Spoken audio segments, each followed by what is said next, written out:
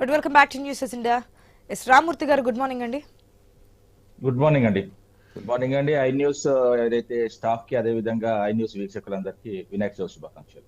Yes Ramurthy గారు, మీరేమంటారు? కేంద్ర సహాయానికి సంబంధించి పక్కాగా ఇచ్చిందా? గతంలో మీరు మీ హయాంలో ఇచ్చినటువంటి నిధులను కూడా పక్కదారి మళ్లించారంట. మీరేమో కేంద్రం ఏమి ఇవ్వలేదు, హైదరాబాద్ ఇంతలా మునిగిపోయింది, అనేక రాష్ట్రాలకు ఇచ్చింది కానీ మనకి ఇవ్వలేదంటే ఎలక్షన్స్ ముందు కూడా చెప్పున్నారు. కానీ మేము ఇచ్చాం కానీ బీఆర్ఎస్ పక్కదారి మళ్లించింది అనేది బీజేపీ చెప్తున్నటువంటి మాట. చెప్తా వినండి, బీజేపీ ఏం చేసింది మన రాష్ట్రాల విషయంలో, ఎప్పుడైనా తెలుగు రాష్ట్రాల విషయంలో ఎంతవరకు అప్పుడు వాళ్ళకి అధికారం లేదు కాబట్టి ఇప్పుడు కొంచెం వాళ్ళు మిలాఖాత్ అయింది కాబట్టి ఏదైతే ఆంధ్రప్రదేశ్ లో అక్కడ కొంచెం ఎక్కువ ఇస్తా ఉండొచ్చు, ఇక్కడ దాదాపు సున్నా అయింది. మొన్న కూడా చూసాం బడ్జెట్ లో సున్నా, తెలంగాణ పదం కూడా రాలేదు. ఇవన్నీ చాలా ఉన్నాయి. ఇప్పుడు తెలంగాణకు అనుగుణ అన్యాయం చేసింది అనేది బీజేపీ పార్టీ అనేది అందరికీ తెలుసు. ఇప్పుడు దేశంలో బీజేపీ పార్టీ, అదే విధంగా రాష్ట్రంలో కాంగ్రెస్ పార్టీ ఒక రాక్షస పాలన నడుస్తున్నదండి. ఏ విధంగా అంటే చాలా చెప్తాను ఇప్పుడు, ఎందుకంటే ఇప్పుడు హరీష్ అన్న మాట్లాడిన విషయాలు కానీ లేకపోతే రాష్ట్రంలో జరిగే విషయాలు కానీ నేను కొంచెం కులంకుశంగా చెప్తా, దేశంలో ఏం జరుగుతున్నది కూడా చెప్తాను.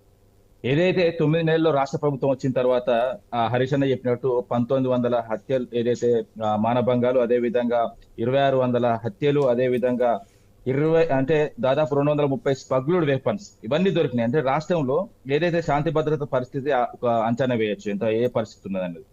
అదే విధంగా రాష్ట్రంలో ఆరోగ్య శాఖ పడకేసింది. అదే విధంగా ఈ హోంశాఖ అన్నది లేదు. ఇంతకుముందు అన్నగాడు శేషన్న కూడా చెప్పాడు. అదే విధంగా రుణమాఫీ ఆల్రెడీ పాపం బ్యాంకులలో చనిపోతున్నారు. అదే విధంగా నిన్న కూడా ఒకటి మీరు క్లియర్ గా చూడొచ్చు, అయితే ఆ చనిపోవడం జరిగింది. దాదాపు ప్రాణాలు రోడ్డు మీద ఏదైతే హాస్పిటల్లో విడడం జరిగింది, రోడ్ల మీద కూడా విడవడం జరిగింది చాలా మంది. ఏ విధంగా అయితే ఇప్పుడు పిల్లలు కూడా గురుకుల పిల్లలు కానీ వాళ్ళందరూ రోడ్ల మీదకి వచ్చి ధర్నాలు చేస్తున్నారు. రాష్ట్రంలో బుల్డోజర్ ఏదైతే రాజ్యం తీసుకొచ్చి పేదల ఇండ్లు కొడుతున్నారు. ఒక 10% మాత్రమే, 9 to 10% మాత్రమే ఉన్నోళ్ళే పోతున్నాయి. దాని మీద 90% పేదోళ్ళ ఇండ్లు కొట్టి వర్షంలో రాత్రి ఏదైతే వర్షంలో అర్ధరాత్రి కూడగొట్టి వాళ్ళు రోడ్ల మీద వేస్తున్నారు. వాళ్ళ ఏకరువులు, వాళ్ళ కన్నీళ్లు, వాళ్ళ పాపము అందరికి తాకుతుంది. ఎందుకంటే ఇప్పుడు వాళ్ళు 20-30 సంవత్సరాల నుంచి వెళ్ళి పట్టాలు పొంది అదే విధంగా ఇల్లు స్థిర నివాసం ఏర్పరచుకొని సంసారాలు చేసే సంసారాలను కుల్లగొడుతున్నారు. రాష్ట్రం చాలా ఘోరమైన పరిస్థితిలో ఉంది. అదే విధంగా దేశంలో చెప్తాను, ఏదైతే ఆపరేషన్ కగారు పేరిట ఎంత ఘోరమైన పరిస్థితి అండి. ఎందుకంటే ఈ రోజు నేను చెప్పడానికే చాలా బాధపడుతున్నాను. దేశంలో ఉన్న మావోయిస్ట్ పార్టీని మొత్తం 2026 వరకు మొత్తం నిర్మూలిస్తామని, ఏదైతే ఆదివాసీ సంపద, ఏదైతే అడవిలో ఉన్న సంపదను అదాని అంబానీకి అప్పజెప్పే ఒక దురుద్దేశంతో ఆపరేషన్ కగార్ తీసుకొచ్చి అక్కడ ఉన్న ఏదైతే అడవిలో ఉన్న పరిస్థితులను ఒక్కసారి చిన్నగా చెప్తాను. ఎందుకంటే ఈ చాలా వరకు మానవ హక్కుల సంఘాలు, అదే విధంగా ఏదైతే పౌరులకు సంబంధించిన హక్కులకు సంబంధించిన వాళ్ళందరూ ఏకరువు పెడుతున్నారు. ఏదైతే ఈ ఛత్తీస్గఢ్, మహారాష్ట్ర, ఏపీ, ఏదైతే తెలంగాణ బార్డర్ లో జరుగుతున్న ముఖ్యంగా ఈ ఆపరేషన్ పరిస్థితి ఎట్లున్నదంటే, ఆదివాసీ మహిళలు ఒక పెళ్లికి పోతారండి. గతంలో చాలా బాధ అనిపిస్తుంది చెప్పడానికి కూడా, వాస్తవంగా ఈ లైవ్ లో చెప్పడానికి కూడా బాధ అనిపిస్తుంది.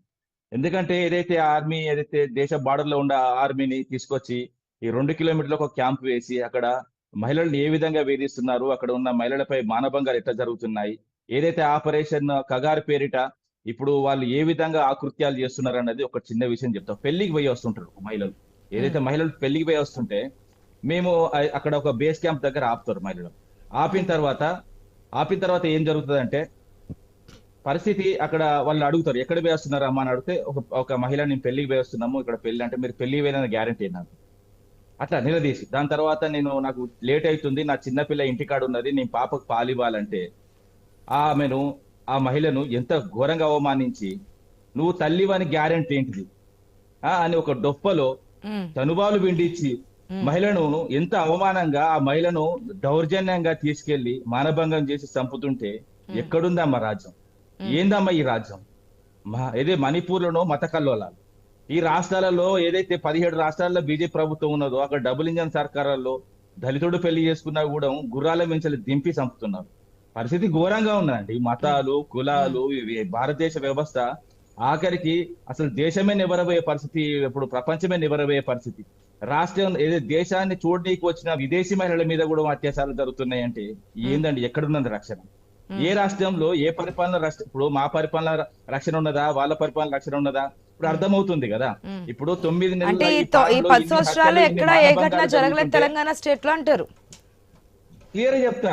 షీ టీమ్స్ తీసుకొచ్చి మహిళలకు రక్షణ కల్పించిన 100% షీ టీమ్స్ తీసుకొచ్చిన తర్వాత ఏం జరగలేదు అంటారు. పోనీ ముందు జరగలేదు, తర్వాత జరగలేదు. 10 సంవత్సరాల్లో ఎక్కడ ఏ ఒక్క అత్యాచారం గానీ ఒకవేళ జరిగిన నడి రోడ్డుపైన మర్డర్స్ కానీ ఏం జరగలేదు అంటారు. చెప్తా వినండి. ఏ జరిగినా సత్వర న్యాయం చేశాం. బెస్ట్ ఎగ్జాంపుల్ చెప్తా. కలకత్తాలో జరిగిన ఏదైతే సంఘటనను కలకత్తా ప్రజలే కేసీఆర్ లాంటి నిర్ణయం కావాలని అక్కడ వీడియోలు కూడా రిలీజ్ చేసింది. మీకు కనబడపోతే, రాష్ట్ర ప్రజలకు కనబడపోతే, ఇంకా మిగతా వారికి ఏదైతే మా వ్యతిరేకులకు కనబడపోతే నేనేం చేయలేదు. ఎందుకంటే మేము చేశాము కొంత. ఇప్పుడు ఏ ప్రభుత్వం అయినా కొన్ని చేసింది అన్నది ఒప్పుకోవాలి. కానీ ఇప్పుడున్న పరిస్థితుల్లో చెప్తున్నాను, ఈ 10 ఏళ్ల పరిపాలనలో బీజేపీ ప్రభుత్వం 10 ఏళ్లు దాటింది. అదే విధంగా ఈ 9 నెలల పరిపాలనలో రాష్ట్రం ఏ విధంగా అతలాకుతలం అవుతున్నది అన్నది చూద్దాం. ఇప్పుడు నిన్న కూడా నేను బీజేపీ సంబంధించిన ఎన్నికల మేనిఫెస్టో చూశాను. ఏదైతే జమ్మూ కాశ్మీర్ సంబంధించి వృద్ధ మహిళలకు వీళ్ళు ఏడాదికి 18,000 ఇస్తారట. అదే విధంగా PMUJ లబ్ధిదారులకు ఏడాదికి 2 ఉచిత గ్యాస్లు ఇస్తారట. 5 లక్షల ఉద్యోగ కల్పన ఇస్తారట. అదే విధంగా కాలేజీ విద్యార్థులకు 3,000 ప్రయాణ భత్యం ఇస్తారట. గ్రామీణ ప్రాంతంలో HSC విద్యార్థులకు ట్యాబ్స్ ఇస్తారట. అదే విధంగా పోటీ పరీక్షలకు అభ్యర్థులు అయితే పోటీ పట్టులకు వాళ్ళు 10,000 ఫీజు రీయింబర్స్మెంట్. అది దేశంలో పరిపాలనరా, ఒక రాష్ట్రంలో ఒక ఎన్నికల కోసం ఉన్నారా? మరి మిగతా 17 రాష్ట్రాల్లో మీరు ఎందుకు ఇవ్వట్లేదు ఇవన్నీ అని అడుగుతున్నాను నేను సూటిగా.